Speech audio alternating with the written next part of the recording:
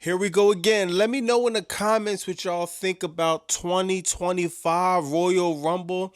I'm on Instagram right now and I'm telling you, man, I'm going to put the comments right here. It seems like a lot of people are furious that Charlotte Flair came out on top at the Women's Royal Rumble. If you ask me honestly, who else was you going to put over in the Women's Royal Rumble if it wasn't Charlotte Flair? Nia Jax already had her run. Tiffany, she's already the champion. Rhea Ripley already is the champion. Liv Morgan already had her run. Nikki Bella, come on, man, that's old news. Roxanne or anybody from NXT, they're too new. Jada Parker, that's one of my favorite, but she's too new. It wasn't too much talent on the women's side that could really come out on top on the Royal Rumble. Now, I know a lot of y'all wanted to see Alexa Bliss come out and win the Royal Rumble, which could have been a good thing, but over Charlotte, I don't know, man. I understand a lot of people are mad, but man, you cannot deny the level of talent Charlotte Flair is. It's just an aura. It's just a mystique. It's just mystique, probably not the right word, but let me just stick with aura. It's just an aura about this woman. And I'm hearing a lot of stuff about nepotism and all this other crap. Let me tell you this right now. Charlotte Flair didn't have to be the daughter of Ric Flair to be as great as she is. I'm sure she might have had some looks here and there, but when you talk about the work that that woman has put over the last 10 plus years, coming up from NXT, the Four Horsewomen, coming back from an injury, being out of the ring a year plus, back to claim her throne, back to the top. A lot of y'all love Rhea Ripley. Remember who put over Rhea Ripley? Her name was Charlotte Flair. She took the crown off and gave Rhea Ripley the crown WrestleMania 39. I agree with the decision of Charlotte Flair winning now. Yeah, man, it's a lot of people pissed off. We miss you, Becky. A lot of people wanted AJ back. You got people saying Io Sky got robbed. Yeah, man, you got a lot of people. You got a lot of people completely furious at this outcome. But for me, I'm not going to lie. I'm not too mad at it. You know what I mean? If I'm furious about anything, I'm furious about shit like Motor City Machine Gun and DIY. You could hear a pin drop when they were fighting in some spots of that match. I like DIY. I like Motor City kind of, but man, it's too much talent out there in the back for this to be on a card with only 4 matches. It's only 4 matches, and we got to deal with a 2 out of 3 falls of a tag team match absolutely no one gives a fuck about. Man, like WWE Creative, that was one that was like, that's an obvious bathroom break if you ask me watching the Royal Rumble.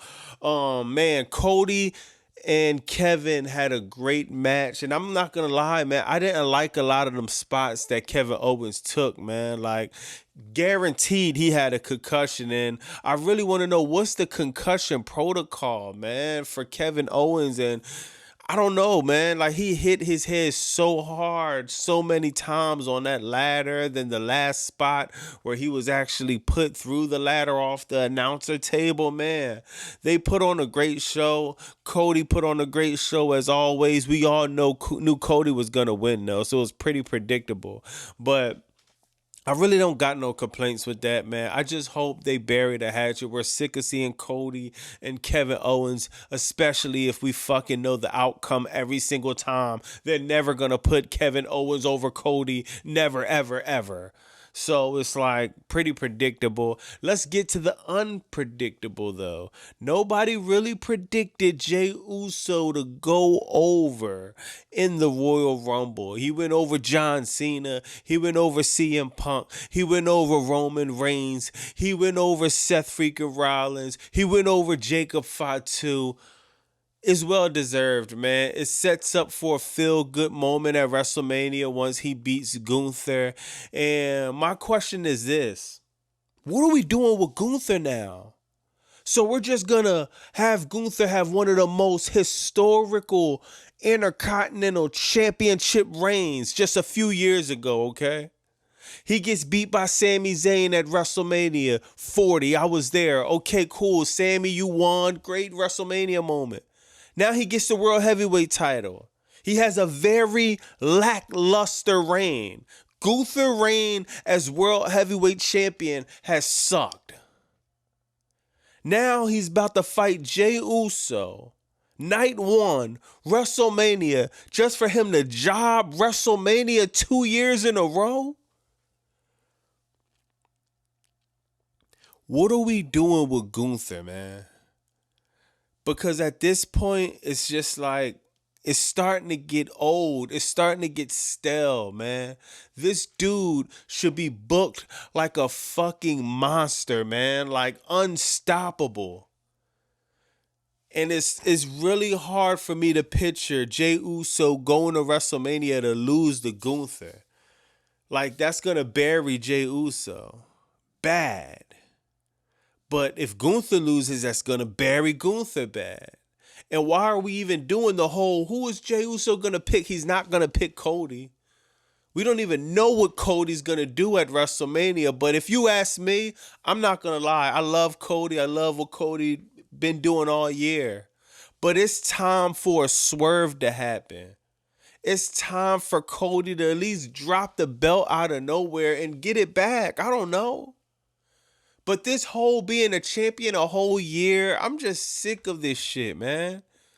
But back in the day, the title used to change here and there. It used to be some unpredictability. Now it's like Cody wins, Cody wins, Cody wins. Okay, great, but man,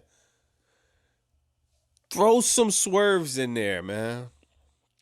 I really don't know what Cody Rhodes is going to do come WrestleMania. Oh, that leads me to this.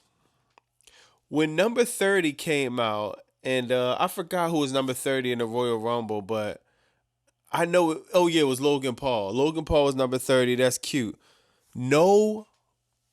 Can somebody put an APB on a Rock? Like, y'all remember the guy, the final boss? The guy that carried us to WrestleMania 40? It seemed like he just turned babyface. He was supposed to fight Roman Reigns this year. That doesn't look like it's happening. Roman Reigns has been set up to fight Seth Rollins at WrestleMania, which I'm not complaining about. But man, I thought the final boss was a shoo-in for WrestleMania 41. It seems like we're not getting that. I can't complain too much. It was a solid Royal Rumble, you know what I mean? I know a lot of people are pissed off about the Women's Royal Rumble, as I said. Me, it was just solid, man. I would have loved to see The Rock winning the Royal Rumble. I would have loved to get some type of explanation on where the fuck the final boss storyline is going. I would have loved that, you know what I mean? Man, I honestly think WWE Creative is not doing enough right now, man. I'm not gonna lie, dog. This is starting to be a problem. Seriously. You got too much fucking talent. I love iShow Speed. But you got too much fucking talent backstage for iShow Speed. He takes one of the spots, cool. But have it be a 31, 32 man Royal Rumble. There's no fucking way iShow Speed should be in the match longer than somebody like Ludwig Kaiser. Carmelo Hayes, one of the best talents you got on your main roster, you can't think of nothing but to have him job every single week, then go to the Royal Rumble just to have no high spots, just to get thrown out. Then you're acting like you don't have somebody named Kofi Kingston backstage, who was once known as the man for Royal Rumble. We always used to watch Royal Rumble because we know Kofi Kingston was giving us one of them spots. He's nowhere to be found. I don't know how much influence TKO is having over WWE Creative, but man, it's seeming like a lot, man. And I know they're saying Triple H has had a creative, and that's why I always got to point the finger at Triple H. But man, it's very frustrating what's going on right now, man. Then Triple H comes at the post conference and he introduces a new fucking show on Tubi. We have enough wrestling, bro. I can't watch another fucking minute of garbage ass wrestling. Now, I get it. It's people that's coming up that's trying to get on NXT. I don't give a fuck at this point. You're trying to get people coming on NXT. You got too much talent that you're not doing nothing with right now. This is an issue. And let me address a lot of people in the comments saying, nah, man. People in my comments are really telling me that, Vince McMahon sucked from 2016 to 2018 or whatever them years. I agree with you. Vince fucking sucked creatively in that time. Are we just going to forget about the stars he did come up with? We're going to forget about like The Warrior or Hogan, Macho Man. We're forgetting about Brett. We're forgetting about Austin, Rock, Cena, Roman, Batista. What?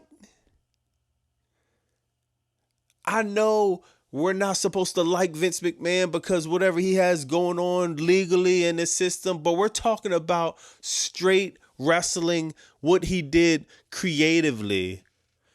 You cannot fucking compare Paul Levesque to what Vince McMahon did. Paul Levesque is going to need another 30 or 40 years to even have that conversation. It's like, if you're a basketball fan, it's like having a conversation, is LeBron James better than Victor Wembanyama? Victor Wembanyama just came in the league. This is like his second year. I think it might be, whatever. Triple H just got head of creative. He hasn't even broke one fucking superstar yet that he grew from the bottom to the top. That's another conversation for another video. I don't even know what to give this Royal Rumble, man. It's like, I'm not satisfied still, man. I ain't gonna lie, man. I didn't leave this Royal Rumble like, yo, man, I can't wait to Raw. Nah. It's like I'm gonna turn on Raw on Netflix. Like here we go again. Let's see what bullshit gets led up to this. I'm not into doing the glazing. I don't give a fuck about WWE putting me in their highlights or none of that shit. I'm coming on YouTube to have real conversations about the product creatively. So if you want some glazing of WWE kissing WWE ass, this ain't the channel for you. I apologize. Let me know in the comments what you think about Royal Rumble 2025, the winners, and the quote-unquote road to WrestleMania that's happening. And I'm going to holler at y'all in the comments. I'm going to respond to everything. I'm going to troll. I'm going to holler back at y'all. So holler at me. It's Bobby Monsoon 215. Like, comment, subscribe. I'm going to catch y'all Monday Raw on Netflix. And we're going to talk about them numbers too. I posted that in my community tab.